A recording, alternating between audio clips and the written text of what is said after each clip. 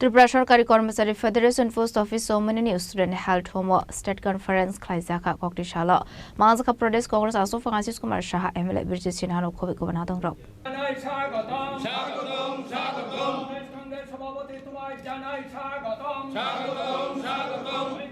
আসলে কক্সবাজার থেকে প্রদেশ কংগ্রেস আসো ফ্রান্সিস কুমার সাহা শাখা হাসনি সে বকলাইনি রগনি দালবিদাল মাথায় শক্ত নেতিয়ে ছালাই জাকা কগলাম হনাই আমি প্রথমেই ত্রিপুরা সরকারি কর্মচারী ফেডারেশনের রাজ্য সম্মেলনে নেতৃবৃন্দ এবং ফেডারেশনের যারা কর্মচারী বন্ধুরা সকলকে আমার প্রদেশ কংগ্রেসের পক্ষ থেকে আন্তরিক শুভেচ্ছা অভিনন্দন জ্ঞাপন করছি।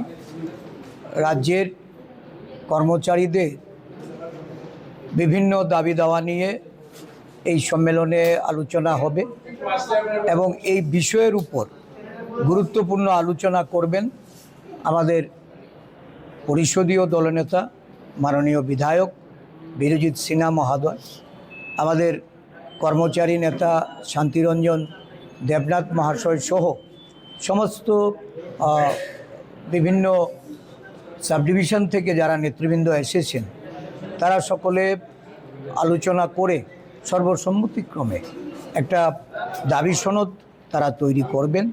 কারণ এই রাজ্যে বর্তমানে অর্থনৈতিক, রাজনৈতিক এবং সামাজিক দিক থেকে কর্মচারী কুল ভীষণভাবে ক্ষতিগ্রস্ত, তারা ব্যতিব্যস্ত। সুশাসনের নামে যে কুশাসন বা দুঃশাসন নামিয়ে নিয়ে এসছে রাজ্যের এই সরকার, যারা কর্মচারীদের ন্যায্য পাওনা, কর্মচারীদের অধিকার, তাদের ক্ষমতায়ন, এই সমস্ত প্রতিশ্রুতি রেখেও তাদের প্রতি যেভাবে বদলির নামে কর্মচারীদের কর্মস্থলে হেনস্থা করে কর্মচারীদের দাবি দেওয়ার প্রতি এই সরকারের যেভাবে অনৈতিক অমানবিক আচরণ, সর্বোপরি কর্মচারীরা এই রাজ্যে নানাভাবে তারা বাধার সম্মুখীন হচ্ছে, ক্ষতিগ্রস্ত তারা হচ্ছেন। ত্রিপুরা সরকারি কর্মচারী ফেডারেশন ধারাবাহিকভাবে তাদের আন্দোলনের মাধ্যমে কর্মচারী কুলের যে তাদের যে সামাজিক পরিস্থিতি, রাজনৈতিক পরিস্থিতি নিয়ে তারা আন্দোলনে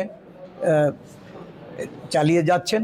এই আন্দোলন আরও দীর্ঘ করার জন্য, আরও শক্তিশালী করার জন্য রাজ্যের কর্মচারীদের প্রতি আবেদন থাকবে যে জাতীয়তাবাদী সংগঠন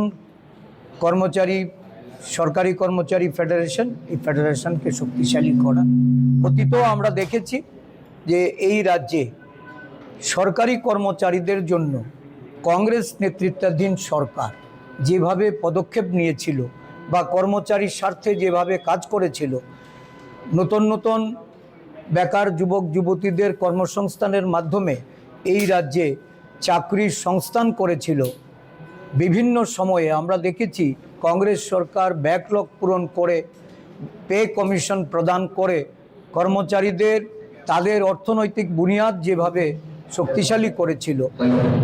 বামফ্রন্টের সরকার বলুন বা বর্তমান বিজেপি সরকার বলুন, কর্মচারীদের প্রতি তাদের কোনো দায়বদ্ধতা নেই।